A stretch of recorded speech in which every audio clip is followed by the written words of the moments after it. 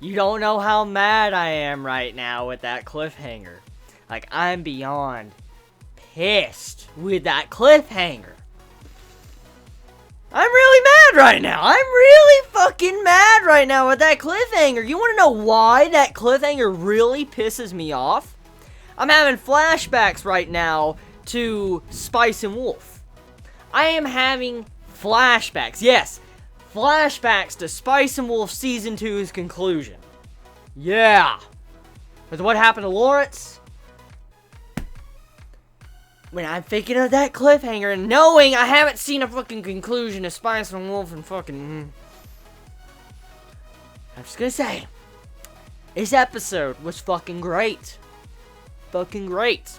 A very fucking good episode. But damn it, Classroom Crisis, please don't pull this shit with a cliffhanger like that. Like, Nagisa gets fucking stabbed in the back by his crazy brother, or fake brother, actually. And episode ends. Just like, really? Really? Really? You pulling that bullshit? Really? Really? Really, Classroom Crisis? You gonna pull that bullshit? Okay, fine. Let's roll with it. So, the episode. If you can't tell by how I feel right now because I'm upset on a cliffhanger, I think it's very apparent that I love this episode. I think anyone could kind of get that type of impression after how I'm acting right now, because Classroom Crisis has become so fucking good. It has become so good. Oh my god, it's become so good. I'm loving the dialogue, man. The dialogue is so great. It's like fucking... It's bae. The dialogue is bae. There you go. It's fucking bae. Just seeing the conversation with Nagisa's stepbrother, his older stepbrother, talking to him in this episode. And giving him the sweet talk and all that. Just trying to drag him over to his side. Oh, that dialogue is so good and compelling in many ways. Because you have to think about it in different, I guess, standpoints. For one, the CEO has to worry about the stockholders, has to worry about the business, the money flowing in, and at the end of the day, a business needs to worry about their employees and needs to worry about the money and income of its entire corporation. And so, of course, the direction that, the stepbrother of Nagisa is talking about, it makes a lot of sense. I can't really condemn the man for wanting to go into that step of making military equipment, because if that is the next step the company needs to make to be able to make money, and if his predictions are true because of resources running out, then it makes a fucking lot of sense. It makes a lot of sense. It really does. I mean, thinking about how the world works and all that, that's how the world kind of reacts. I mean, if resources run low, people start fighting over different resources and start killing each other for it, and wars happen because of that. And when wars happen, people die, which means less need for certain resources, but also a needs for war equipment, and that's kind of where this corporation is trying to go right now. So the dialogue, it was kind of like the CEO was the devil. That's the best way to really kind of symbolize that scene in this episode. Nagisa was Adam or Eve. The CEO was the freaking devil, just like tempting him, like, come here, Nagisa, come here, eat my apple. That's kind of how that was.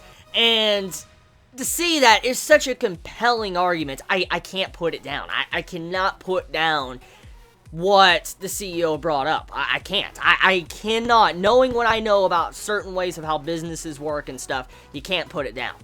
Even if it's fucked up and wrong, that's where the direction they want to go, it's still, I cannot put that side down. Even with the direction that our characters are going right now, with A-Tech trying to save A-Tech and, trying to ruin their plans, I still can't fully support our side, the good side. Even then, I don't even know which side is the good side. Obviously, thinking about it, if you wanted to be, or take the moral high ground, so to say, you would say you should be against the war efforts of building military equipment. If you want to take the moral high ground, let's just face it, that's what majority of people would probably take, and they'd probably say let's side with A-Tech, and A-Tech is our main characters.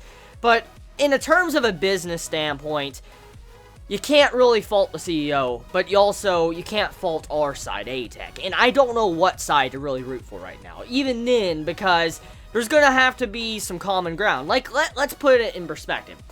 Let's say A-Tech they get through this ordeal. And I'm willing to bet A-Tech is going to be fine, because the series is wrapped around that, and I'm willing to bet A-Tech in some way is going to be fine. But let's just put it like this. Let's say A-Tech does get saved, which we think it probably is. It gets saved, fine. A-Tech is saved, it gets its budget back. Everybody that was working in A-Tech, a good selective few of 20 people at maximum, are being able to go back to their jobs and not having to worry about looking for a new job. So A-Tech is fine. But it still does not change the entire factor of that the resources around the planet is running low, and it's going to cause an issue to where maybe the corporation is going to have huge issues because they're going to need to figure out ways to build military equipment.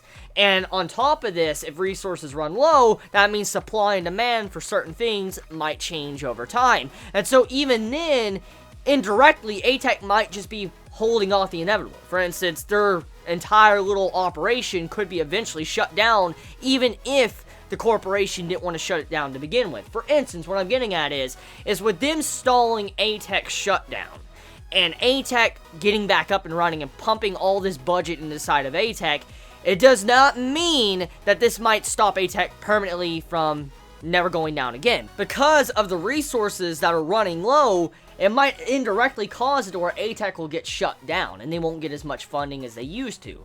So you get my point. So with the situation right now, we have an entirely new endgame we really need to worry about that's not just focused on A-Tech. How the fuck are you dealing with all these other issues going in the background with politics and stuff when it comes to money and resources coming in? You know, A-Tech is kind of the least of their problems right now. Because if the CEO is really predicting that, and he's not just being a money-hungry bastard, which I think that's some of his motives there, because the way his dialogue was with how he wanted to make him rich and own the world in a certain sense, I guess he is just very greedy and money-hungry, but he probably is actually saying the right things, for instance, for the corporation. He's trying to take it in the right path. And so, yeah. That's my thoughts. That's my thoughts on the episode. Nagise got stabbed. I'm fucking pissed with the cliffhanger. Episode was so damn good. Getting Spice and Wolf flashbacks, and when I'm getting Spice and Wolf flashbacks, oh shit, GG. So, tell me your thoughts in the comments below. You all have a wonderful day or night wherever you live. Please be safe. Chibi out.